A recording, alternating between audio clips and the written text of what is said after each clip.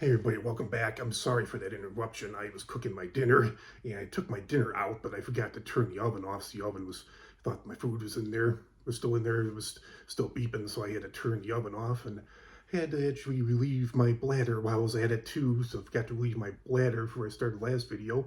So yeah, getting back to this woman I was working for, she was like my immediate supervisor, not really the principal in the office staff, they were my superiors. But I had the immediate supervisor, the lead custodian, and a district or like a couple district custodian supervisors. There was one guy that was there and he left, and then we got this other guy. They were both jerks. That kept pushed me out the door. Two micromanagers. The lead custodian was a micromanager.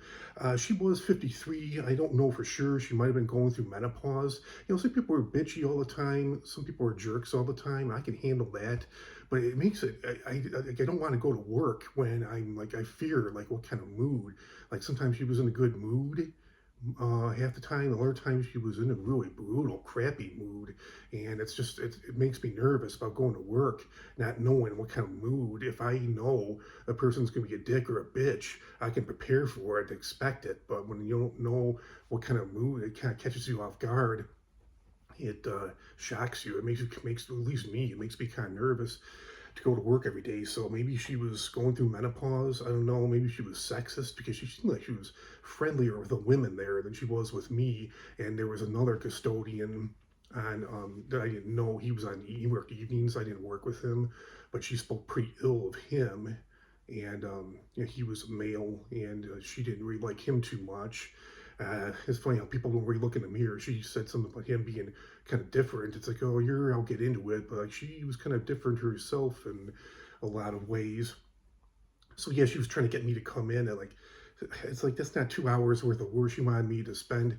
She was complaining the computer labs weren't clean enough, and she wanted me to come at 6 and deep clean both. She wanted me to spend 2 hours on both of them. I'm like, that's not two. I didn't tell her that, but I'm like, that's not 2 hours worth of work. That's ridiculous. I said, well, if you want me to, I could come here at 6:30. I said, no earlier than that. I said, even that's kind of pushing it. She's like, okay, I'll keep that in mind in case more hours do get created for you with a budget.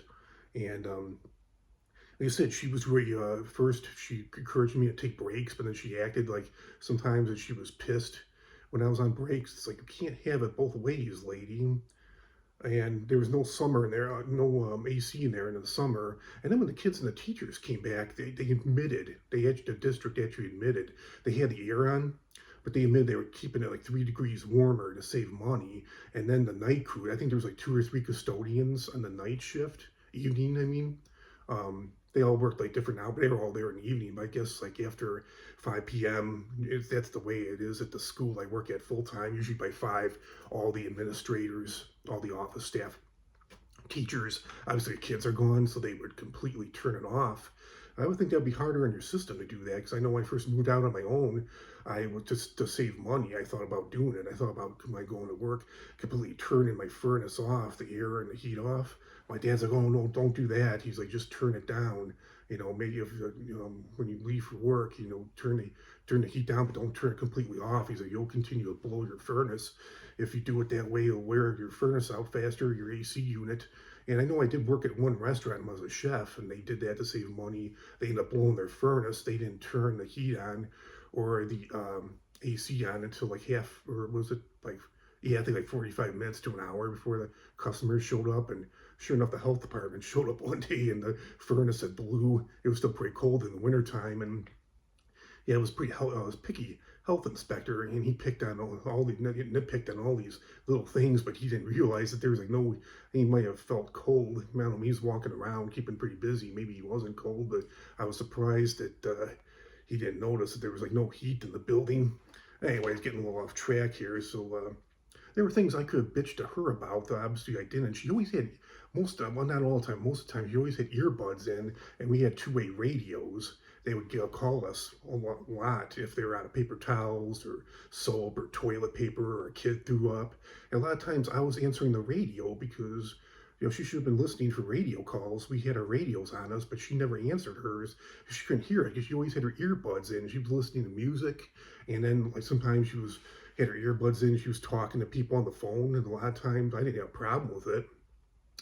But a lot of times I was taking the radio calls, and but she was above me. She's like, if she had her way, she heard it, she'd probably be taking the calls first. But yeah, she hardly ever answered the radio. I just, let things go in one ear and out the other with her, just like she was doing to me. Kind of, two could play at this game. And, like I said, she was bitching about me taking breaks, being in the break room. Then she was always like in the kitchen behind closed doors talking to the kitchen girls, not working. Yeah, because they did their own cleaning. They took out their own trash. I knew she wasn't working back there. She was just back. I could hear her. She was so loud. I could always hear her back there. She was real loud spoken. I could always hear her back there laughing and chit-chatting with the kitchen girls. And as far as like the windows and mirrors and the glass went, I use water, mostly water, but a little bit of Dawn. The Dawn, with fingerprints, like the oil, the grease from people's fingerprints. The Dawn helps to cut the grease out. But she was saying, oh no, don't use any solution, don't use any dish soap or anything like that. The solution's no good for the windows. Just use straight up water. But then one day she was complaining that there are fingerprints on one of the windows. Like, oh, these have been here all week. Here, Jeff, let me show you. And she grabbed like my spray bottle. It was called Window Clean. It's basically like generic Windex. And yeah, she had said not to lose solution because it would leave streaks, it leaves lines, it leaves smudges. So she's like, just use straight up water. And the Dawn also helps it keeps the water from, especially in hot weather, being outside. The Dawn also, it helps to see the water better, and the water doesn't evaporate as fast. So that helps too. And even vinegar can help as well. But vinegar, I kind of stopped using vinegar because vinegar is kind of smelly. I didn't really want to smell that, especially if I'm spending a number of hours washing windows.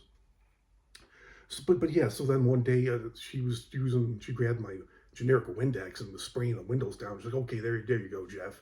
And I'm like, I didn't want to argue with her, but it's like, wait a minute, when I first started here, you told me that solution was no good for the windows. And there was like these sectional carpets. She said like, oh, she wanted them vacuumed every day. Okay, but some days I just like checked them and there was nothing on them. And she's like, oh, even if they look clean, you still got to you still got to pass the vacuum every single day. And I think God really got. I was almost thinking about being asked to be moved to be assigned to a different area because these computer labs. I don't know why, like, she assigned me to them. But they were like, the district supervisor was the pickiest about them. And it's like, if you clean so much better than I do, it's like, maybe you should move me somewhere else and you take care of these rooms. And you could go a total of, we got like evaluations. I got 94 out of 100. The thing is, I was cleaning these rooms, like I said, from 7, 8 before the kids got there, and they were spick and span. But then the kids are in there 5, 6, 7 hours a day, something like that. The kids are in school from 8 to 3, so obviously they're going to be dirty after being used all day. And the district supervisor is coming like 3 or 4 o'clock, 5 o'clock in the evening, checking my area, and it's like he was taking points. So I got 94 out of 100 was pretty good, but she seemed like she was pissed about that. She's like, yeah, you got 6 points off because you had some paper and pencils on the floor, crayons on the floor that weren't swept up. She's like, you had fingerprints on the countertops you didn't clean. I'm like, wait a minute. Like, I cleaned it, but the kids are in there all day. Of course, it's going to be dirty at the end of the day. But she, like, again, she just would not agree with me. She would not listen. She wouldn't, reason with me with my logic. And she was like, don't cut corners. She was like, you've got a job to do it right. It'll make it a lot easier on yourself and you won't get in trouble. I don't want you to keep getting in trouble for this. And it's like, I'm not cutting corners. I'm doing my job. But it's like the kids are using these computer labs all day. Of course, they're not going to be clean. They should, be checking them before the kids show up for school because I'm cleaning them in the mornings. But it's like, again, she just wasn't having it. And I just, it's one thing if I don't do something right, or if I did really slack or cut corners, I don't mind being criticized for that. But I do not like being criticized, being accused of not doing something wrong that I'm not doing, or being accused of not doing my work. Like, I will not stand for that. No. And so eventually I got relieved. I had less of an income. My hours got cut. They told me I couldn't come in until 7:45. I would just go straight to my crossing guard duty, but I was so relieved about that because then I didn't have to clean the computer labs anymore. But they asked like who was going to clean the computer labs next. They mentioned the principal mentioned that male custodian on night shift, and then she's like, hell, could so and so clean those computer labs in the evening or night? And she's like, no. She's like, no. She's like, I had him do it before, and he did not do a good job of it. She's like, well, maybe we need to train him better on what the expectations are.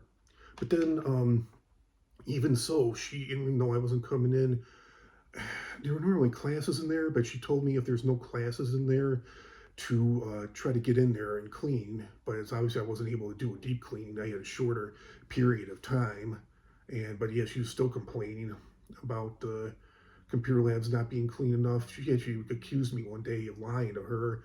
She's like, Jeff, do you clean these computer labs every day? And I'm like, oh yeah, I sure do. And she's like, oh, I don't think so. She's like, I can tell, and it's like, whatever. That was when I was about to leave anyways. So at that point, I was cleaning them every day, but I didn't care anymore. She's like, oh, for the near future, and I know you're leaving here, but your other job, and she knew I was the lead at my other job, but the boss over there, but she's like, oh, for the near future, your other job, do things the right way. It'll make it a lot easier on yourself. And the teachers will definitely, instructors, office staff, everybody will definitely appreciate you a lot more. It'll keep you out of a lot of trouble. And it's like, I just like, I was like, yeah, okay. I just like go in one ear and out the other. And she just went ballistic over just a couple more things about her. Over the summer, she had assigned me to 3 classrooms, and I was there. I knew it wasn't going to take 8 hours, but she's like, "Oh, you should be able to finish, okay, Jeff?" She's like, "These are your 3 classrooms you're going to do for today. I want you to focus on these. You should be able to get done in your 8 hours, but we have to clean everything, okay? Just anything you see that's dirty, or needs to be touched up, just clean it. Do it, okay?"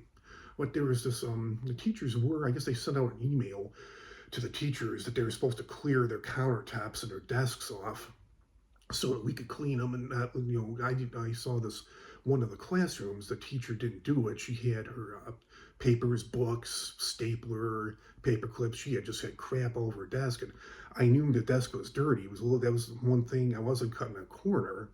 I wasn't trying to get out of any work, but it's like I didn't want to mess her stuff up.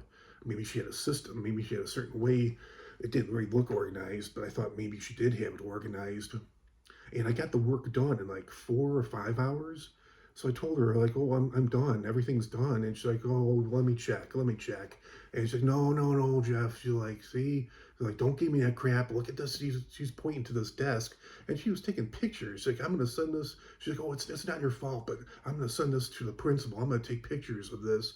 She's like, "The teachers were supposed to have their desks cleaned off so we could clean them." Like, "Oh, so she didn't do it, huh?" Which I knew that was the reason. And she's like, yeah. She's like, "She didn't do it." She was like going ballistic about it, but she was accusing me of cutting corners, trying to take shortcuts, trying to be lazy, get out of work. I said, no, that's not the case. I just didn't want to mess up her organization. So I took a picture of it myself too. I tried to put it back as good as it was, try to organize it as well as possible. And because I didn't want her to lose anything. And when that teacher, at the end of the summer, teacher did come back, I told her about it. I said, "Yeah, I cleaned your desk. I tried to put everything, we were able to find everything. I tried to put everything, I took a picture of it on my phone, tried to put everything back as good as well as possible." And she said, "Oh yeah, thank you so much for that. I'm sorry." She's like, "Next summer, I'll be sure to clean my desk off for you so you can clean it properly." And then, again, she would tell me to take my time with my work.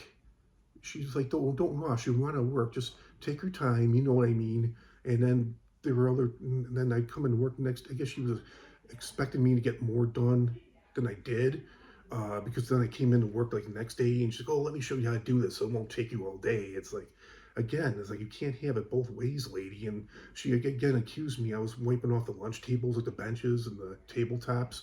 The legs look clean, but she wanted me to clean the legs too, which I didn't have a problem with. But I just didn't know. She should have showed me or told me that first, but she didn't tell me that. She's like, "Oh, you got." She was again, was accusing me of cutting corners, trying to get at work, trying to be lazy. She's like, "Don't take shortcuts, Jeff. Don't cut corners." I'm, no, it's not that. It's not that. I didn't know that you wanted me to do that. And again, just one ear and out the other. So, yeah, I'm just definitely. I like my full-time job much better, and I like that job, and I'm just glad to be out of that situation. I know no job is perfect. No matter where you go, it's always something. But yeah, there was too much crap over there. And I heard that there was a lot of, I don't know if it was because of her, but I guess I heard that there was a lot of drama over there. And one of the district custodian supervisors told me the same thing as well. So yeah, it's a good situation. I'm glad I'm not in anymore. So yeah, that's my rant. So comment, like, share, subscribe. I think I covered everything I want to cover about why I quit that job. And I'll talk to you all real soon with another great video. Have a great rest of your week, everybody. We'll talk to you all soon. Bye. Have a good weekend. I probably won't do another video until next week.